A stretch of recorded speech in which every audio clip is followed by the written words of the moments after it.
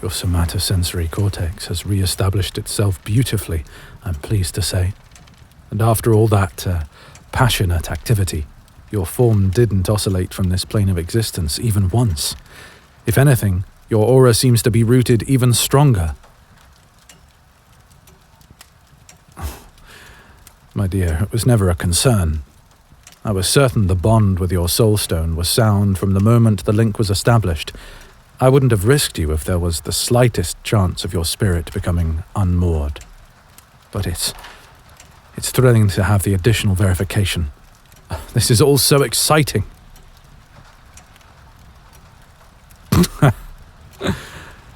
I wouldn't say the rush of endorphins and dopamine from our time together is the only thing making me happy. No. You're a wonder. I'm truly glad I could put together this construct for you. I kept thinking the entire time, even if something doesn't work and I have to try again, I haven't felt this invigorated about a project in years. And then you woke up, and I realized building your construct was just the beginning.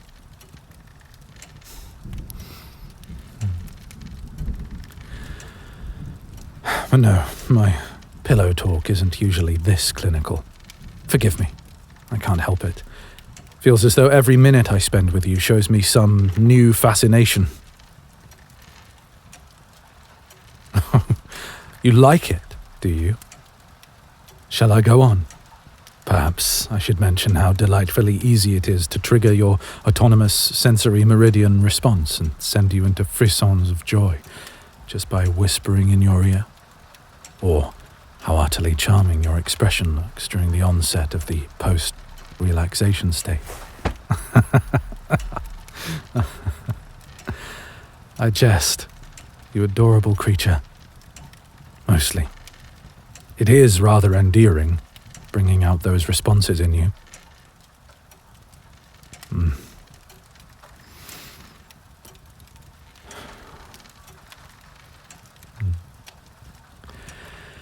I think part of the reason for my elation, the pleasure of your company and the thrill of a new subject of study aside, is that it feels good to have a project run so smoothly. My last one went rather horribly. You recall that I told you I specialize in helping the bereaved with the mourning process, yes? I loved my work. I still do. Bringing comfort and closure to those who need it is, and always will be, my most fulfilling pursuit. But it grew difficult not to become discouraged when friends and families of the deceased would continue to suffer even after the prayers and ceremonies were finished, tormented by unfinished arguments or unsaid goodbyes, or simply the desire to be with them for a little while longer. As you experienced for yourself, summoning spirits for the purpose of communication it's difficult. Along with the time constraint, emotions run high for everyone involved, which makes establishing and keeping a connection for any decent length of time an exercise in frustration. I wanted to find a better way for them to say their goodbyes. I imagined a window between realms that they could speak through, a quiet space where the living and dead could say everything they needed to say at their leisure. At first it was only an idle fancy, something I researched when I had nothing better to do. But the more answers I found, the more feasible the venture seemed. There were dangers involved, but it was possible. Soon it was all I wanted to talk about. Yes, I drove my friends and colleagues mad. More than one of my old professors declared a moratorium on the subject, not because the idea didn't have merit, but because it was reckless and disruptive. Well, they never said it out loud, but I could see it on their faces. They thought it beneath a graduate to waste his precious mortal hours with such naive pursuits. The idea tormented me. Finally, I fasted for 3 days and nights while praying to Lord Charon, our grinning protector, and asked him what to do. I left the church no less convinced that what I was doing was worth the risk. If I could manage, it would change everything for the better. I updated my last will and testament, left an offering of pomegranate wine and honey cakes at the communal altar, and got to work. It took almost a month. I followed everything to the letter.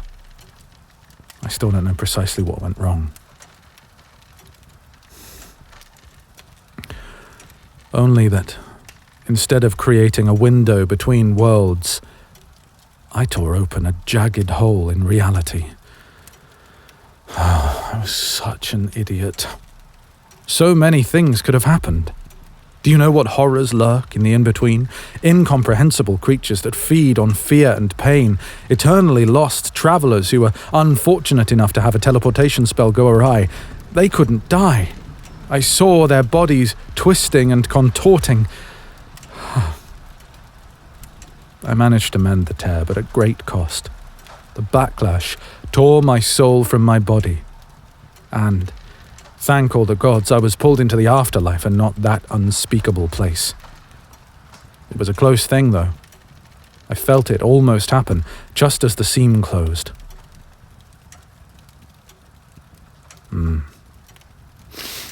I was very lucky nothing escaped.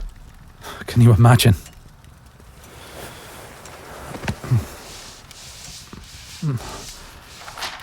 I don't deserve your compassion.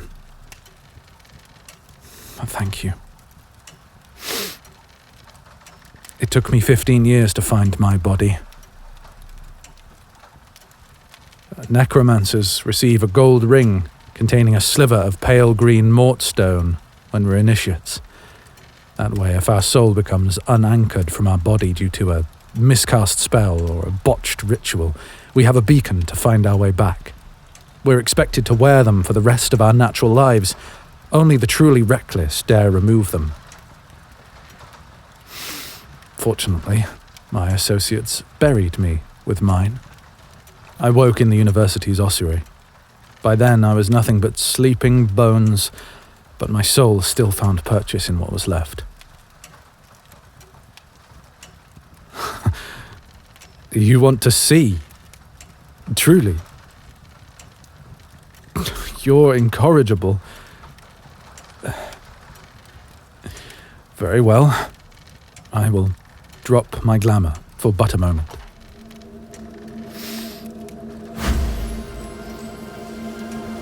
Boo.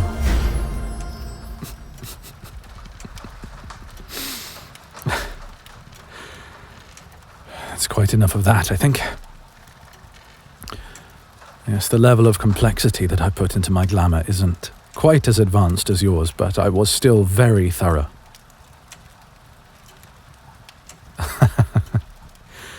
What a remarkable person you are. Not everybody would be pleased to find out they're cuddling a skeleton, you know. Well, thank goodness you're not easily shocked, then.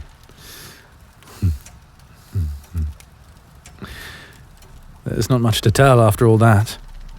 I found a gardener's robe in an old linen closet and snuck out. I haven't been able to face any of them since. That was almost 7 years ago.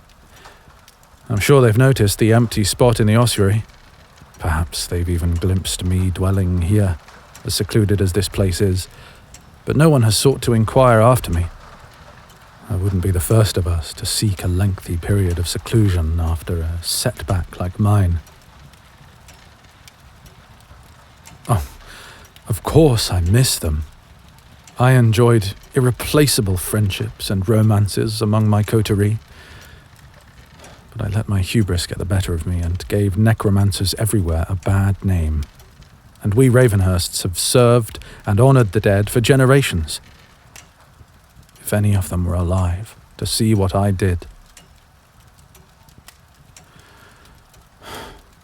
Yes, I'm the only member of my family living these days.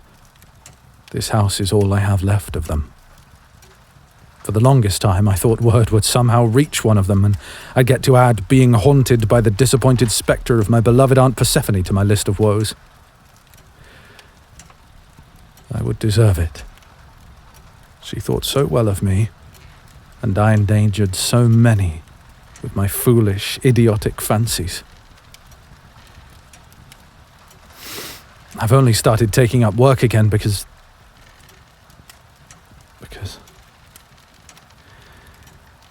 I need to do something.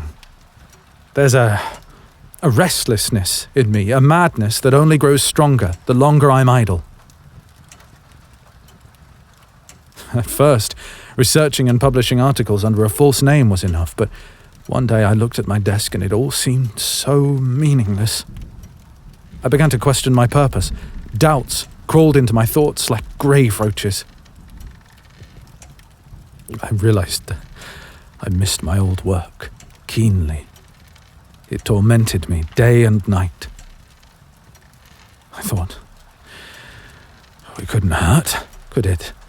Just a little. Your cousin's case sounded simple enough. He wanted the key to your journal. I thought I could bring him a bit of comfort in allowing him to read what you wrote. I'm so sorry for the trouble I caused you, inadvertent as it was.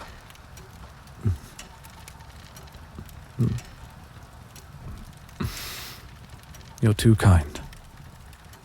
But you're right.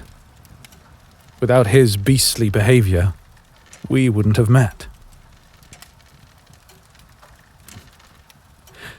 What on earth did he want with that journal anyway, if you don't mind me asking? Instructions? What were you building? Ah, yes, I've heard about hearth crystals. Marvelous creations of pure creative potential, often installed in the homes of sorcerers, I believe.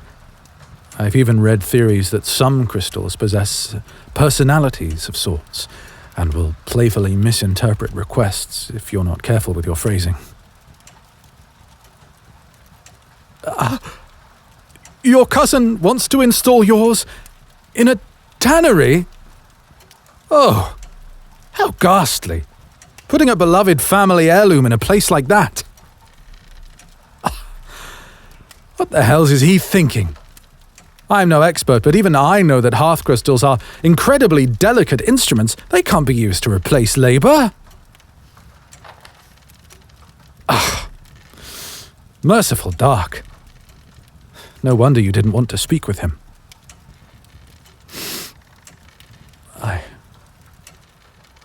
There's something I have to tell you. It's about your journal. I didn't burn it. I know, I should have. But I couldn't bear to. Perhaps I'm sentimental, but I've always believed the cherished objects the dead leave behind have a certain power to them. It's important to me that they are used after their owner has departed. I never destroy them unless there's no other option. Yes, and well, the thought of burning a book, that's just unspeakable to me. I kept it. It's in my office right now. Please know that even though I went against your wishes, I did not attempt to pry my way inside and read its contents. I simply liked having it around in those long months while I worked on your construct. It felt as though a small part of you was keeping me company. If you wanted it, it's entirely possible for you to retrieve your... What did you name it again? Codsworth. Gods. I do wonder, how long has the crystal been sealed away in your home? Not counting the 10 months you were deceased, I mean. Well, I only ask because I recall an article that stated that it is almost as harmful to allow one to fall into significant disuse as it is to overwork it. There was an incident involving a pear orchard in Switzerland where a neglected crystal began to actually leak magic, which caused no small amount of damage to that year's harvest.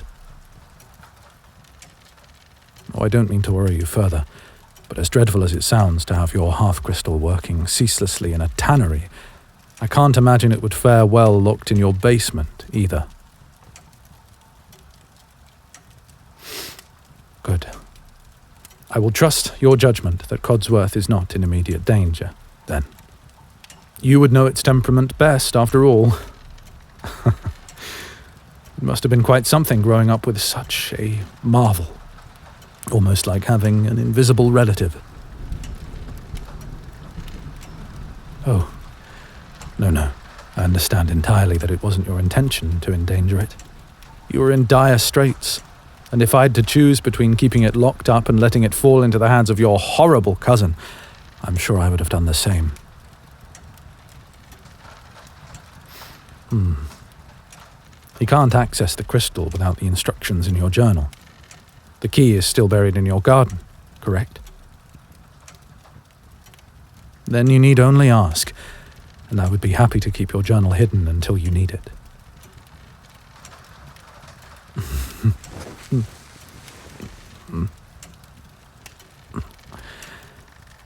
It's the least I can do. For now, we must acclimate you, my dear, before you do anything as bold as reclaiming your inheritance. Would you care for some tea? I can't begin to tell you how pleased I am to be able to bring you a drink that you can actually enjoy. Or if you're feeling up to trying your feet, I can fetch us some robes and show you the kitchen. As pleasant as it is, my examination table wasn't technically supposed to hold 2 people. Ah, wonderful. It's been so long since Ravenhurst Manor had any guests.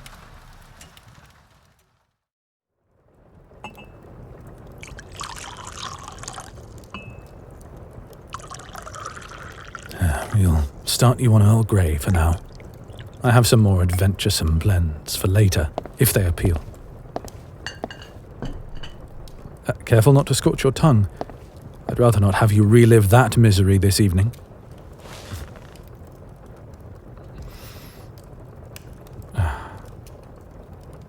I'm glad it suits your palate.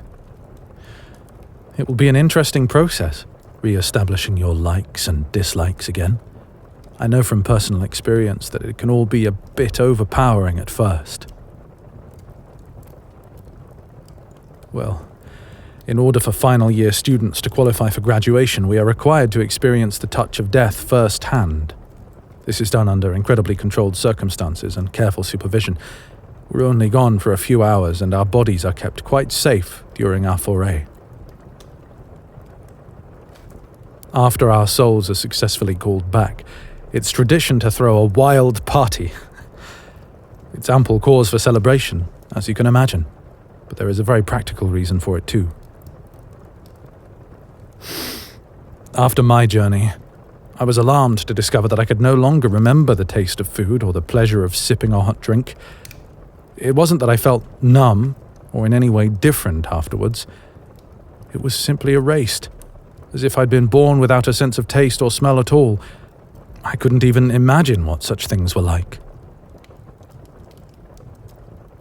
We were reassured beforehand that since we only had a brief brush with death, our memories would come rushing back to us in a relatively short time. To help the process along, the faculty had us make a list of our favourite meals and drinks with the chef, and it was all there waiting for us upon our return. I requested breakfast for dinner.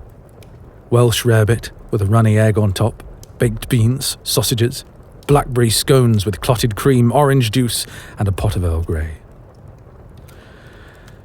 I swear to you, I've never had a finer meal, before or since.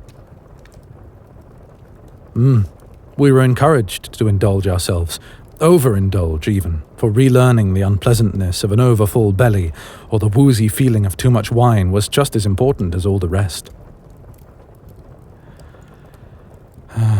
And when the feasting and speeches were over, many of us split off in 2s or 3s to refamiliarize ourselves with more intimate joys. I'll never forget how wonderful that first day back was, not for as long as I live, and I relish the chance to welcome you back in much the same manner. I'm glad you're enjoying yourself so far, my dear. Oh, you needn't worry about me. My senses are a little dulled, but I'm still quite able to enjoy food and drink and other amusements.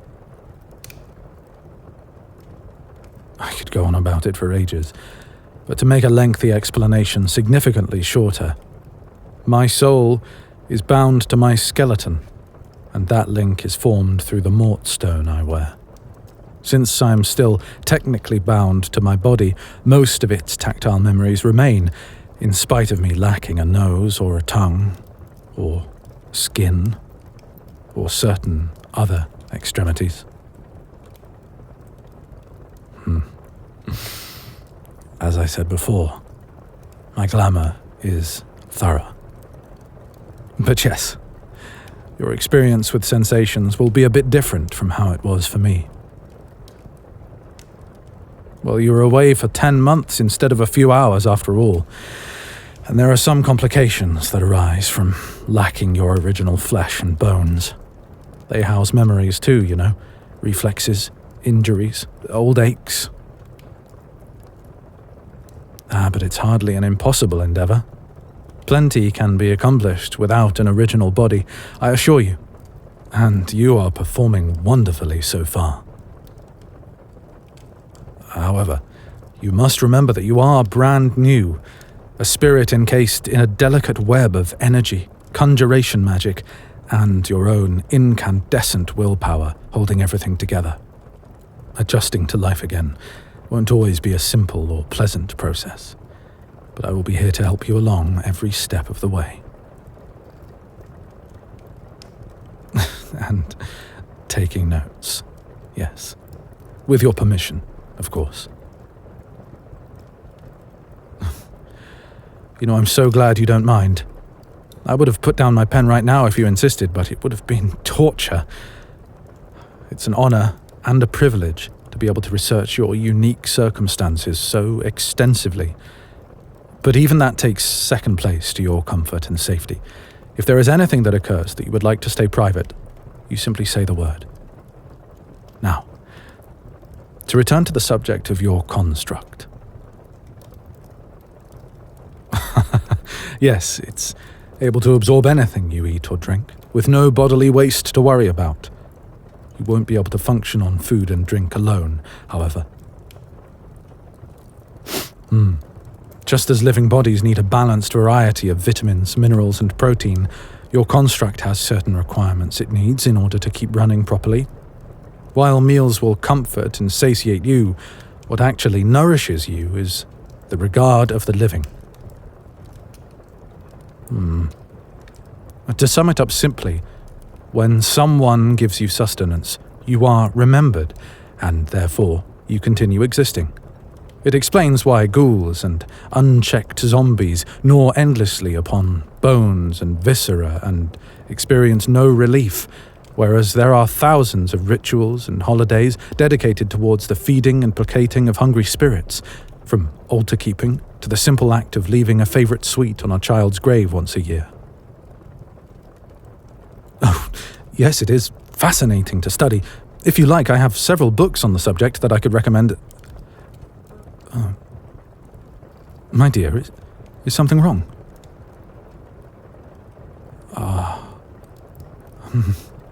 No. Let me explain. Please. Yes. No wonder you're upset. Dying unmourned as you did. Your soul lost. Your body abandoned. I'm sorry. I spoke thoughtlessly. You won't have to spend the rest of your time here struggling to catch and hold the attention of others. For you to acquire nourishment, it would be a simple matter of purchasing meal ingredients from someone, or perhaps accepting a dinner invitation, if that's more to your liking. I'm using the term regard rather loosely. The living do not need to know you personally, let alone look upon you favorably. You don't even need to speak to them, and thank goodness for that, given that most of them wouldn't be able to hear you if you did. One day I will find my way around making a voice box that resonates on spectral frequencies. But I promise you, it's perfectly possible for you to live independently, without fearing where your next meal will come from.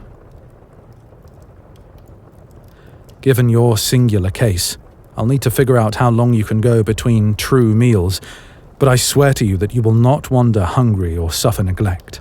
And should you wish it, you are always welcome at my table.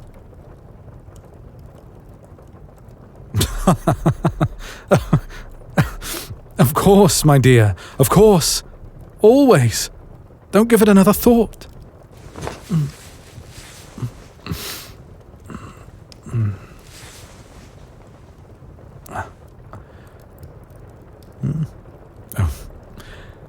Again, you're kind to ask, but you really needn't waste your concern on me.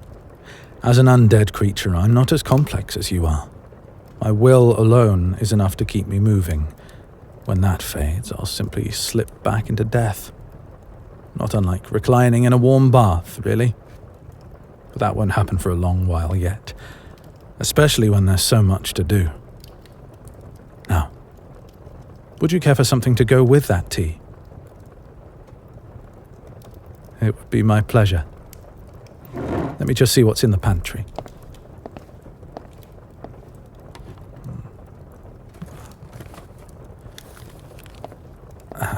There we are. Sugar and lemon for your tea. Toast with butter, some honey, and an array of fruits. Simple fare, but perhaps that's best to start with. I caution you against biting into the very center of the pear or the apple, as they can have a woody texture, but the blackberries are quite good. Do let me know if there are any foods you're especially keen on revisiting. We are due for a shopping trip very soon, I think. Careful now. Don't eat too fast. I know the urge to try everything at once, but we can't have you getting sick. I wasn't expecting you to bite into the lemon. My goodness, you have an adventurous appetite. In that case, sprinkling a bit of salt or sugar on that might cut its astringency. You can use the spoon with the honey, you know. You needn't dip your fingers into it.